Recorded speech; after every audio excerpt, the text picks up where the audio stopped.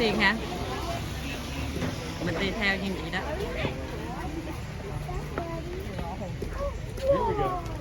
Đây cái này có giờ giấc đàng hoàng nha, chứ mình không có tự tiện được nha cả nhà. Đây. Alright, yeah, if we could get a little bit closer to these rope railings so we can fill up this whole area.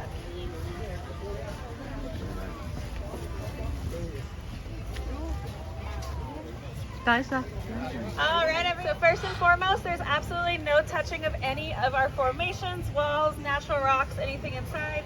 This is because as mammals, we discolor and prevent further growth of our formations.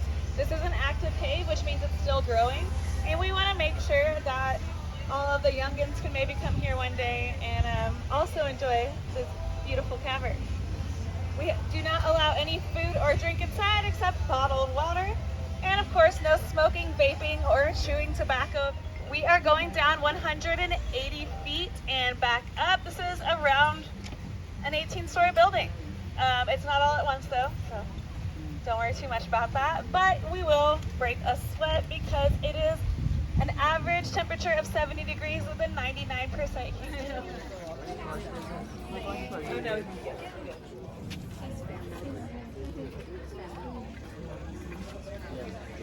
Khi cầm hết 8 luôn hả? Nhiệt độ thì 70 mấy, 70 tới 2. Dễ sợ không? Sợ làm tiền quá trời tiền. Đúng rồi. Bây giờ bắt đầu xét vé để đi xuống đó cả nhà.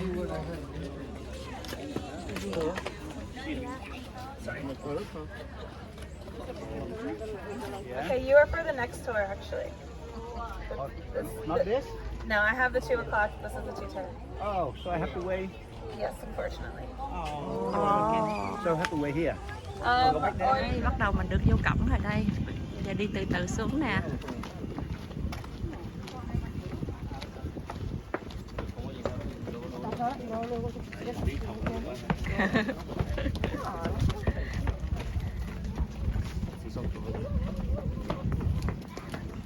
Đây, cháu mình, chị dâu, anh trai phía sau lưng mình nữa nè. Đó, toàn là diễn viên điện ảnh không à. Đói bụng rồi đó nha. Đói bụng rồi đó. Đói bụng. Mới về xuống dốc là đói rồi. Đi sống này rồi đi kiếm nhà hàng. Quý à? Đi đây chào ba. Chờ ba con Quý ơi. Đi không? Quay giờ đây. Đây.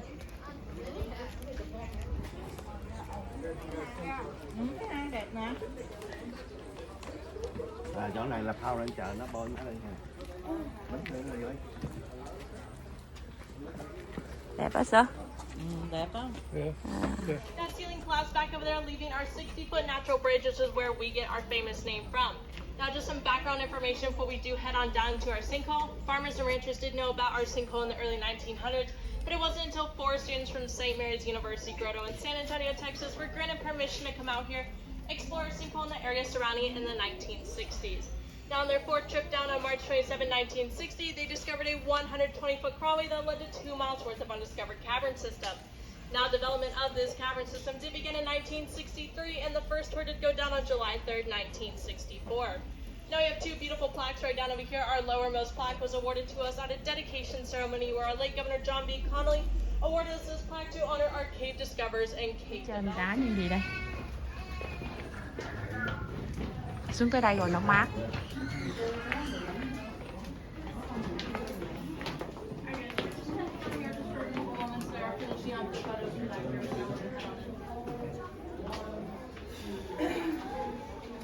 Xuống dưới đây rất là mát cả nhà.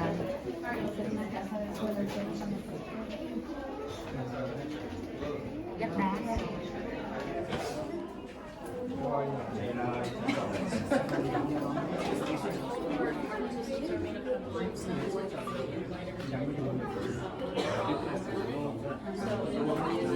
Cái này là không được đụng. Dạ, cái không được đụng. Mình được phép quay nhưng mà không có được phép đụng hoàn toàn những gì trong đây nha cả nhà. Nó có cái chất gì không? Cái nước ở trên mưa xong rồi nó thấm xuống lòng đất, cũng như thường là mình cơn mưa thì nó mắc cơn nước phải không, thì bây giờ đây là lòng đất nó thấm xuống thì mấy cái này cũng như thiên lượng, kiểu nó phải thấm, nó đi qua cái Alright, my đá first room này can head on down. thì những cái This bọt first family can start heading on down to grab your photo. Cái này là Dung, Dạ. là cái triệu năm đó. Nó Dạ. cái bụi này nó đóng lại. đóng trong nước đó. Next family, please.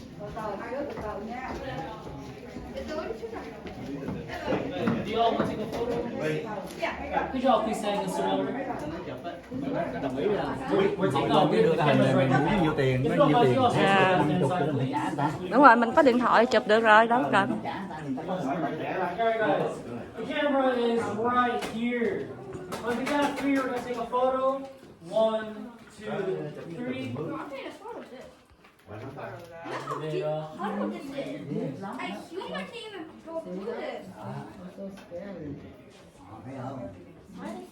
Có nướng nha.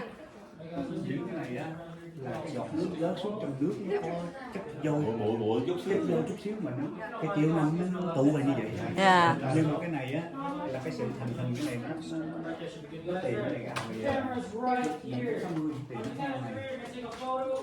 1, 2, Nước này là nước thấm này, nước này nhảy xuống nè, chúng ta lên. video. Có ai có bệnh gì á uống miếng hết. Chịu xuống nè. Nước này sạch lắm. Nước này Thôi mà sạch sạch thôi.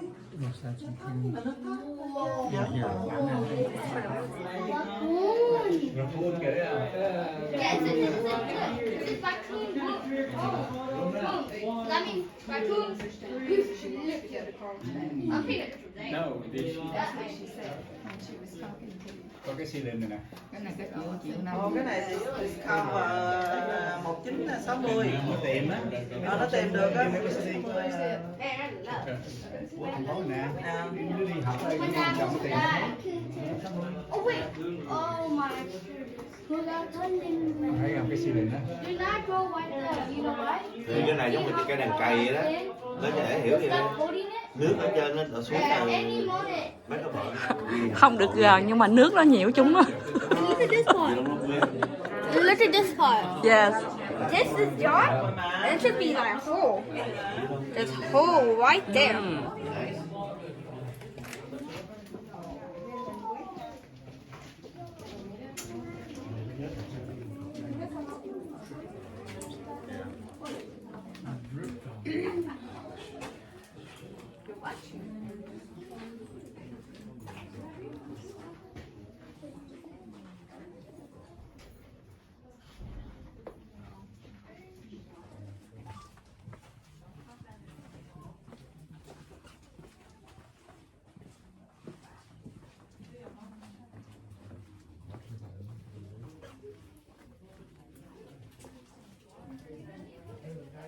Hai bên là vách đá không cả nhà.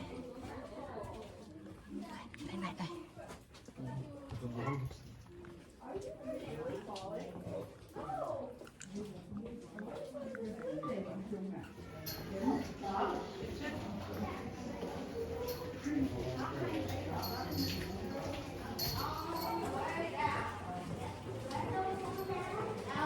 Wow, đây quá đẹp.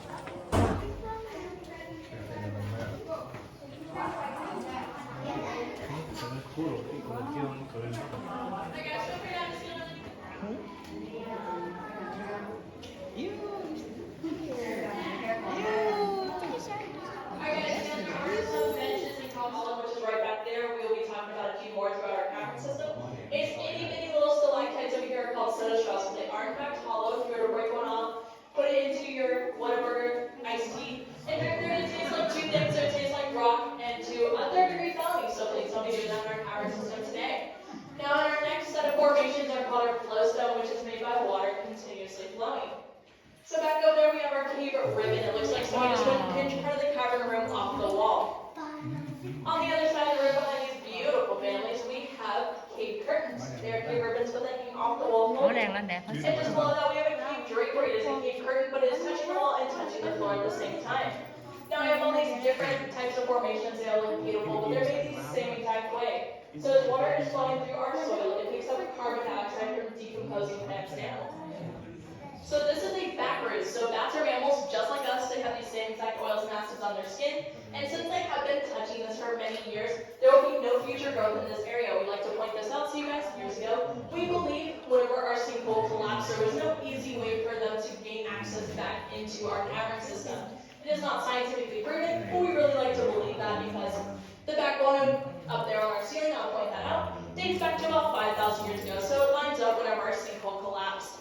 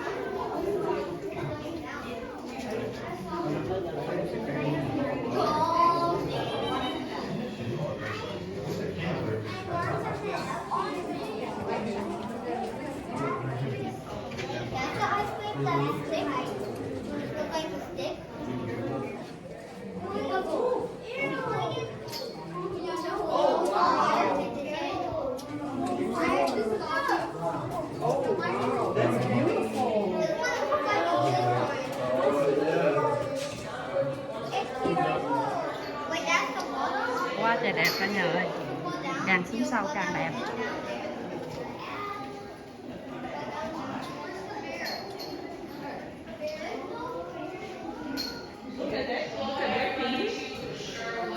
Wow, wow, so pretty.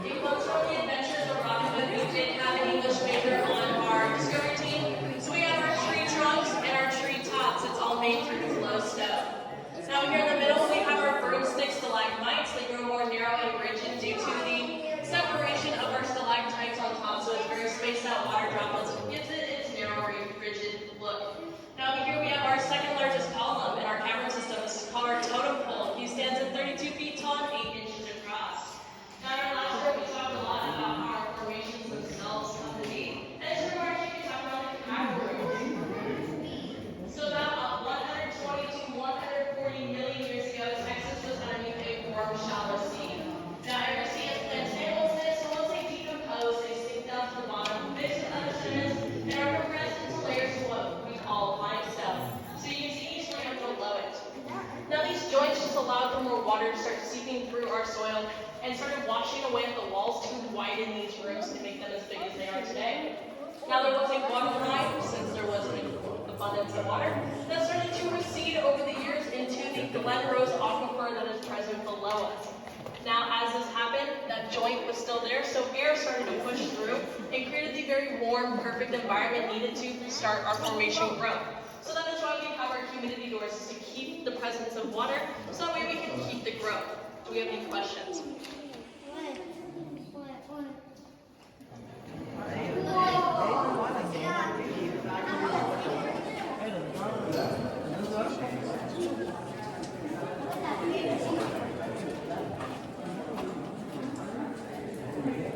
Hiện giờ mình đang đi, cái này giống như là một cái cầu vậy đó cả nhà.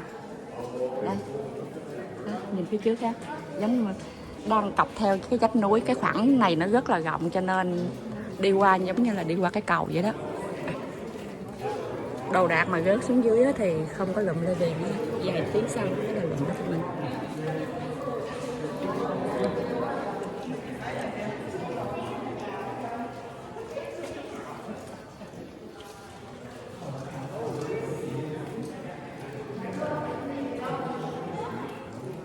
Bây giờ mình cũng không có dám đưa máy ra ngoài nữa cả nhà, sợ rớt rồi mất công làm phiền á.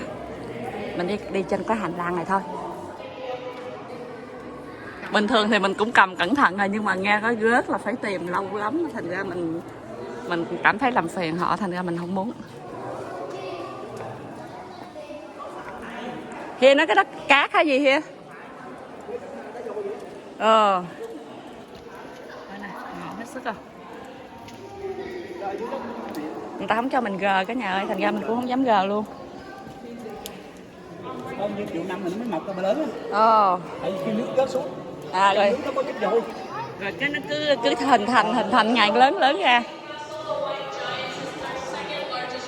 Wow. Wow. Đẹp quá. If everyone can keep moving to the middle, I'd really appreciate it. I am going to be turning on the lights to light up our 3 white giants over here.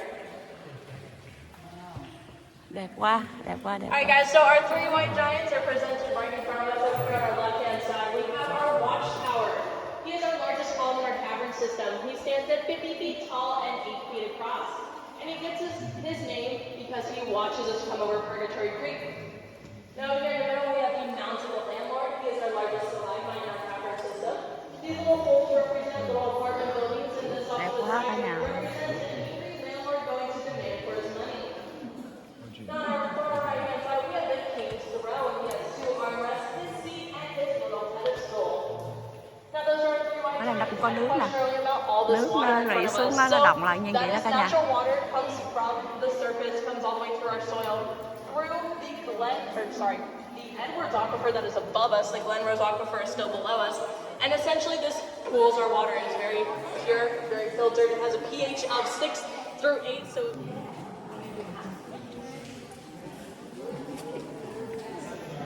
Nước này nó nói mình bị stuck đây, mình có thể survive về cái nước này. Có chơi tự nhiên nó toàn tan như vậy nhìn thấy đẹp không? So pretty.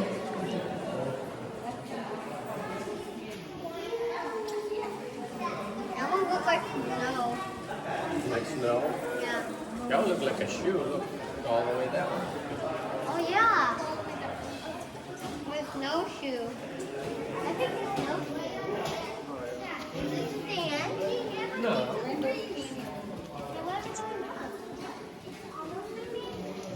going to go to another.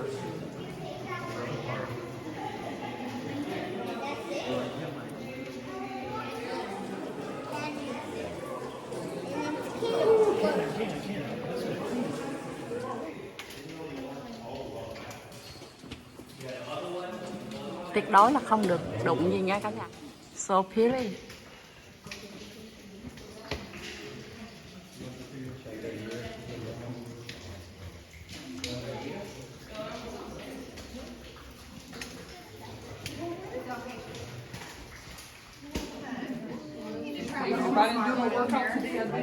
Nước rất là trong.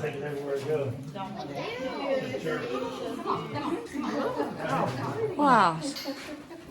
Đẹp quá.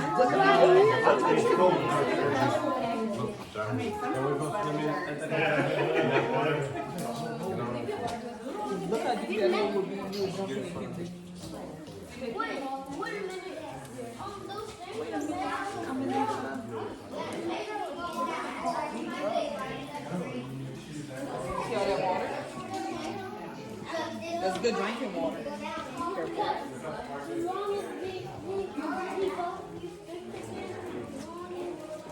this is called a breakout dome. That's where it gets its dome shape, and it's making a collapse modification, which now is just like the name.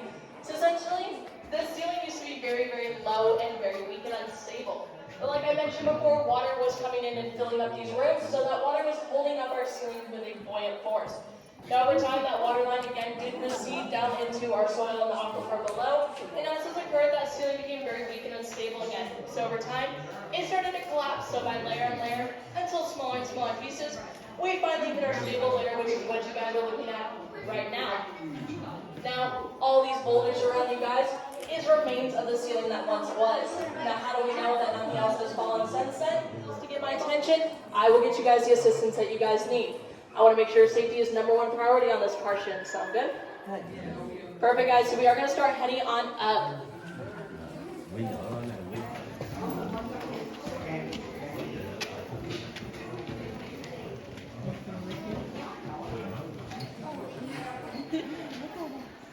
Bây giờ đang đi lên cả nhà thôi. Hồi sớm mình xuống ha. Bây giờ đang đi lên.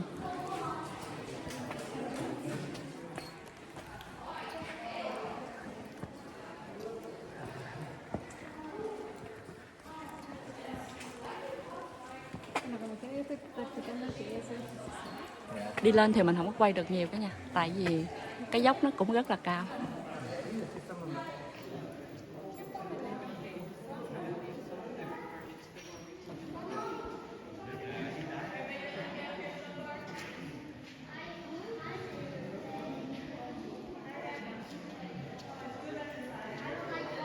sâu tuốt ở dưới cả nhà ơi.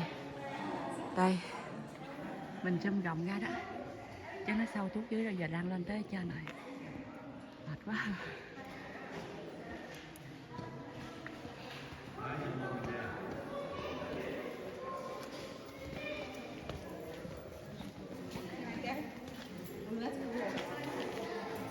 Stay right there. Don't be silly, please, just for a second. Cannon, scoot up. Pay attention, son. No, Case. No horse playing right here. Are you ready? 1, 2, 3, cannon. No, hold on.